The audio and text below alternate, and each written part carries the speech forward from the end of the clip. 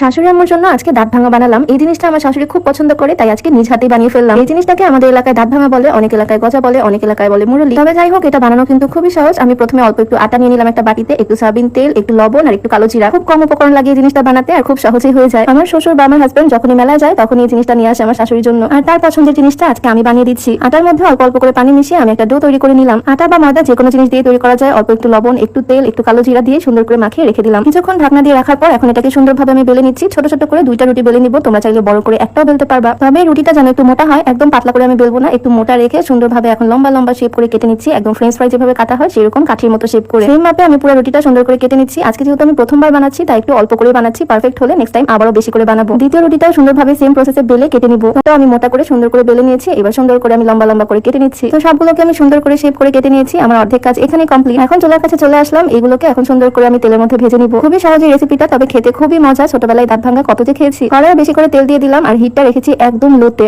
এবার এই ডুবো তেলে একটা একটা করে আমি ছেড়ে দিচ্ছি। একটু টাইম নিয়ে সুন্দর করে ভেজে নিব। তেল যদি আমি প্রচুর দিছি তবে তেলগুলো ওয়েস্ট হবে না, তেলগুলো এরকমই থাকবে, অন্য তরকারিতে বা রান্নাতে ইউজ করা যাবে। তো একদম লো হিটে একটু টাইম নিয়ে আমি সুন্দর করে ভেজে নিচ্ছি। আর ভাজার সময় দেখো আস্তে আস্তে সুন্দর করে ফুলে উঠতেছে। ময়দার ডো বানানোর সময় শুধু লবণ, একটু তেল আর কালো জিরা দিয়েছিলাম। অল্প একটু বেকিং পাউডার দিলে এগুলো আরো সুন্দর করে ফুলে উঠতো। যাই হোক, আস্তে আস্তে ভাজতে ভাজতে কি সুন্দরভাবে দেখো কালার চেঞ্জ হয়ে যাচ্ছে। তবে এইটা আর বেশি ডার্ক করা যাবে না, বেশি ডার্ক হলে পুড়ে যাবে। এরকম একটা ব্রাউন কালার আসলে আমি সুন্দর করে তুলে নিচ্ছি। আমার মেইন কাজ কিন্তু এখানেই কমপ্লিট। এরপর শুধু শিরার মধ্যে দিতে হবে। চাইলে এভাবেও খাওয়া যাবে, নিমকির মতো লাগে খেতে, তবে এটাকে আমি শিরার মধ্যে দিব। এখন আর বেশ খানিকটা চিনি আর অল্প একটু পানি। পুডিং তৈরির সময় যেরকম ক্যারামেল বানাই ঠিক সেইভাবে আমি বানিয়ে নিচ্ছি। এখানে চিনি 2 চামচ হলে পানি 1 চামচ হবে, এই মেজারমেন্টে আমি শিরাটা বানিয়ে নিচ্ছি। আর যখন এরকম বলক চলে আসবে তার মধ্যে এখন আমি দাঁত ভাঙাগুলো দিয়ে দিচ্ছি। এখনই হচ্ছে মেন ম্যাজিকটা। 1 মিনিটের মধ্যে দাঁত ভাঙা তৈরি হয়ে যাবে। শুধু কন্টিনিউয়াসলি নাড়তে হবে। কয়েক সেকেন্ড নাড়তে নাড়তে চুলাটা অফ করে দিতে হবে, আর তারপরে দেখবা রিয়েল ম্যাজিক। তবে চুলাটা অফ করার পরেও কিন্তু নাড়তে থাকা বন্ধ করা যাবে না। এই দেখো কিছুক্ষণের মধ্যে দাঁত ভাঙা কিন্তু আমার অলমোস্ট কমপ্লিট। আর একটু আমি সুন্দরভাবে ভেজে নিচ্ছি। আর এই হচ্ছে আমার দাঁত ভাঙার ফাইনাল লুক। কেমন লাগতেছে অবশ্যই জানিও। দেখতে কিন্তু একদম পারফেক্ট লাগতেছে, দোকানের ওই কেনা দাঁত ভাঙাগুলোর মতোই হয়েছে যেগুলো মেলাতে পাওয়া যায়। যাক, প্রথমবারই পারফেক্টলি বানাতে পারছি আলহামদুলিল্লাহ। এবার পরের বার বেশি করে বানিয়ে বয়মে করে রেখে দিব।